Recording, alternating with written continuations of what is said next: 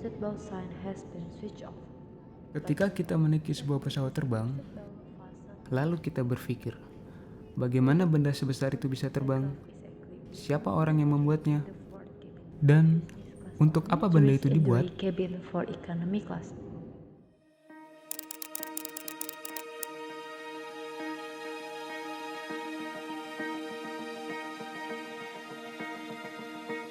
Ini adalah Wilbur Wright dan ini Oliver Wright. Pada tahun 1892, Wright bersaudara membuka toko sepeda yang sekaligus berfungsi sebagai bengkel mereka. Dan dengan inilah mereka mencari sumber dana untuk mewujudkan impiannya membuat pesawat terbang. Mereka berhasil menerbangkan pesawatnya dengan desain pesawat layang bersayap kembar tanpa mesin. Tepat di tahun 1899, dibantu oleh seorang ahli mesin yang bernama Charlie Taylor, mereka membuat mesin pertamanya untuk dipasangkan ke pesawat keempat mereka yang diberi nama Wright Flyer. Di tanggal 17 Desember 1903 pukul 10.35, dengan cuaca dingin dan sedikit mendung didampingi dengan 5 orang saksi, pesawat yang dikendarai oleh Oliver Wright akhirnya berhasil mengangkasa selama 12 detik. Dengan inilah, sejarah mencatat bahwa manusia telah memasuki era modern dalam dunia penerbangan. Dan hasil rancangan sayap mereka bahkan menjadi pedoman untuk industri pesawat terbang hingga saat ini.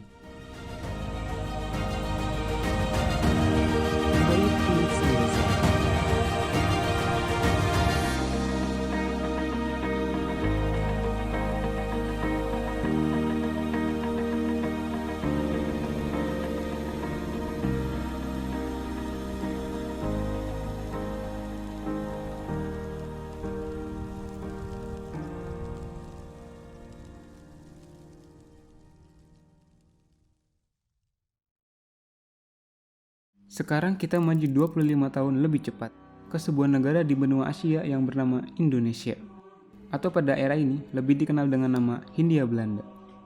Dames en heren, de laatste dans. Maskapai Belanda, yaitu KNILM, mendirikan maskapai barunya di Indonesia dengan nama KLM International Bordeaux, dengan rute penerbangan perdananya yaitu Jakarta-Bandung, dan disusul dengan daerah lainnya sampai tahun 1949.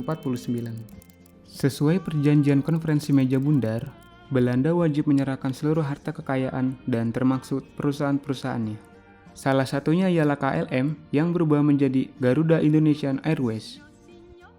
Ini adalah pesawat pertama Indonesia. Douglas dengan tipe DC-3 yang diberi nama Selawah dibeli melalui sumbangan para saudagar Aceh dengan emas seberat 20 kg. Karena itulah diberi nama dengan Selawah, karena Selawah berarti gunung emas. Douglas DC-3 melayani penerbangan dari Jakarta ke Yogyakarta untuk menjemput Presiden Soekarno kembali ke Jakarta. Tepat pada tahun ini pula, ibu kota Indonesia kembali berpindah dari Yogyakarta ke Jakarta. Pada tahun ini Garuda Indonesian Airways mempunyai 22 armada Douglas DC-3, 8 armada konversi V240, dan 8 armada Consolidated Catalina, dengan total 38 armada.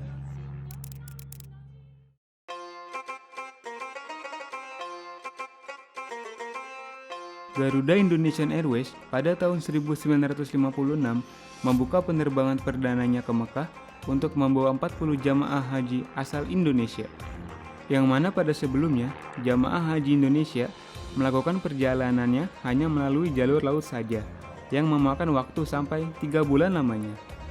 Garuda Indonesian Airways mulai membentangkan sayapnya dengan membuka beberapa rute internasionalnya.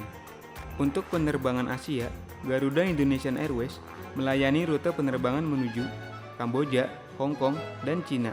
Sedangkan untuk rute Eropa, Garuda Indonesian Airways melayani rute penerbangannya menuju Amsterdam, Frankfurt, Praha, Paris, dan Roma. Di tahun 1969, Garuda Indonesian Airways melakukan revitalisasi pertamanya dengan merubah logo dan livery pesawatnya.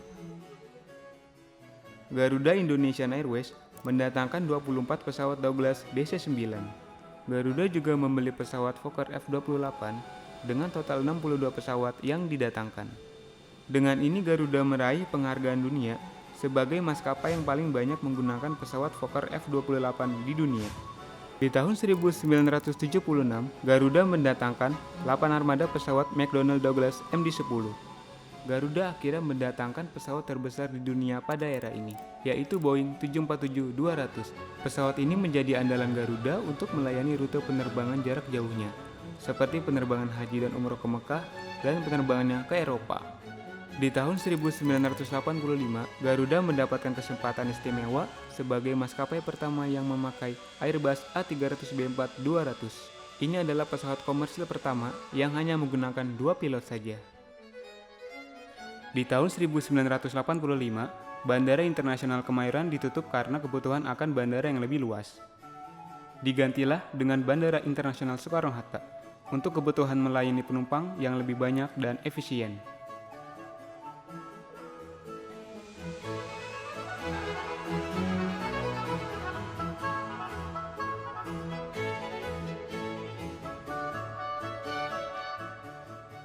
Garuda kembali melakukan perubahan dengan mengganti logo dan livery maskapainya. Logo inilah yang kita kenal saat ini. Di tahun 1990, Garuda kembali membeli McDonnell Douglas seri MD-11. Pesawat yang mempunyai mesin tambahan di bagian sirip ini digunakan untuk melayani penerbangan ke Eropa dan sudah membuka rute penerbangannya ke Los Angeles, California.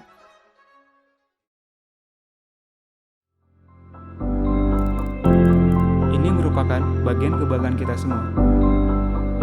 N250 merupakan pesawat hasil dari pengembangan pesawat CN235 yang telah lebih dulu dibuat.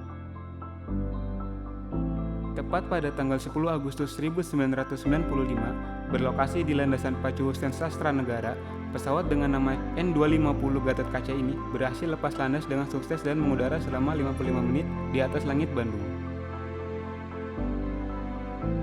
Indonesia menjadi negara pertama di Asia yang berhasil membuat pesawat terbang secara mandiri.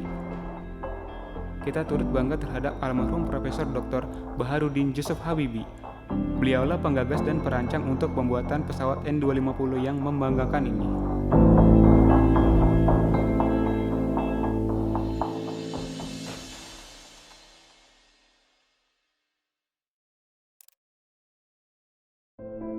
Garuda mengalami 2 kecelakaan pada periode 1996 sampai 1997, yaitu kecelakaan pesawat di Fukuoka, Jepang, yang disebabkan oleh pembatalan lepas landas karena kerusakan mesin yang menewaskan 3 dari 275 penumpang.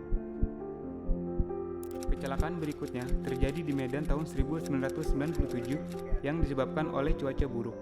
Kecelakaan ini menewaskan seluruh awak dan penumpang pesawat yang berjumlah 234 orang. Pada periode ini juga diperparah dengan krisis moneter yang mengakibatkan gejolak di maskapai ini, bahkan sampai membatalkan pesawat Boeing 777-200 dan Boeing 737-800-nya. Musibah kembali menghadapi maskapai nasional ini. Pada tahun 2007, pesawat Boeing B737-400 milik maskapai ini tergelincir dan terbakar di Bandara Adi Sucipto, Yogyakarta. Garuda Indonesia dan maskapai Indonesia lainnya dilarang melakukan penerbangannya di seluruh wilayah Eropa untuk periode 2007 sampai 2009. Garuda melakukan revitalisasi besar-besaran untuk memperbaiki pelayanannya dengan program Quantum Leap. Program ini terdiri dari pergantian logo dan seragam para stafnya, perubahan livery pesawatnya, dan penambahan armadanya dari yang semula 62 armada menjadi 116 armada. Di tahun 2012, Garuda Indonesia resmi menjadi sponsor global untuk klub sepak bola Liverpool FC, sampai akhirnya membuat livery khusus di pesawat Airbus A330-300-nya. Garuda resmi bergabung dengan aliansi maskapai global, yaitu SkyTeam, mulai 5 Maret 2014. Dengan bergabungnya Garuda Indonesia, maka Garuda terhubung ke 1064 destinasi di seluruh penjuru dunia.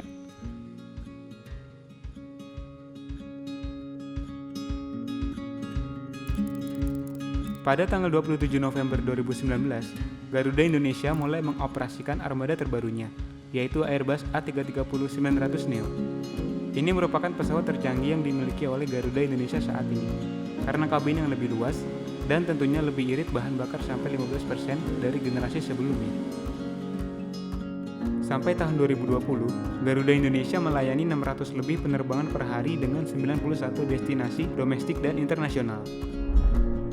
Untuk pesawat pabrikan Boeing, Garuda Indonesia mempunyai 10 armada B777-300ER, 73 armada Boeing B737-800NG, dan 1 armada Boeing B737 MAX 8. Sedangkan untuk pabrikan Airbus, Garuda mempunyai 7 armada Airbus A330-200, 17 armada Airbus A330-300, dan yang terbaru, 5 armada Airbus A330-900 Neo. Garuda Indonesia juga mempunyai 13 armada ATR 7266 dan Bombardier CRJ 1000. Dua jenis pesawat dengan nama Garuda Explore ini digunakan khusus menjelajah pelosok Indonesia untuk mempermudah mobilisasi masyarakat yang tinggal di daerah terpencil. Berikut adalah informasi 5 maskapai terbesar di Indonesia.